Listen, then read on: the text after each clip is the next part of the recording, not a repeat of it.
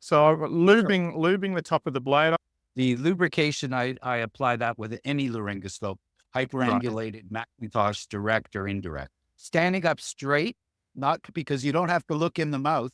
Yeah. Look in the mouth, we put the stylet in. So advance Yep. this around the base of the tongue Yeah. in cup. Now, what I would try to do at this point is just optimize the position of the laryngoscope blade so that the triangle formed by the vocal cords, the anterior and posterior commissures are more or less vertical. So now a little bit of elevation with the left hand, not angulation, Yeah. and that's pretty good. Now let's take the stylet or the styleted end I've of just got the which. stillet for the moment. Okay, now insert that. You're looking in the mouth, not on the Yeah. screens.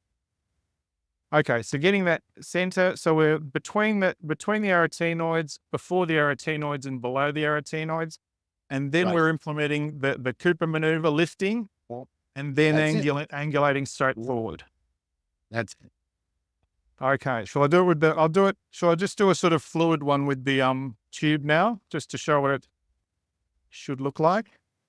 You can if you want to show off. I'm not sure that it'll be showing off. Let's see what happens. But having said that, Nick, I would really Yeah. encourage people to do it in a deconstructed manner until they're comfortable.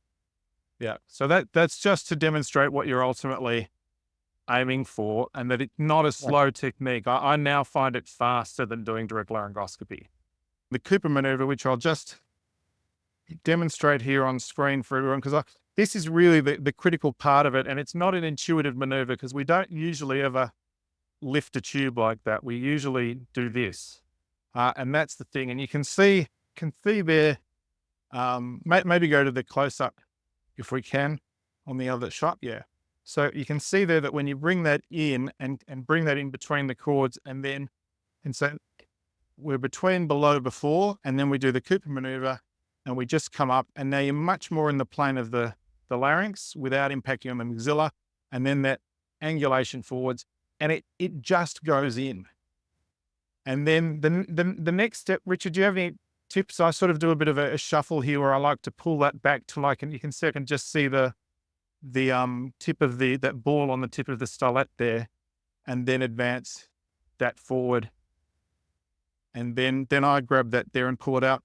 And the pulling out's quite important too, isn't it, Richard? The movement for taking the stylet out.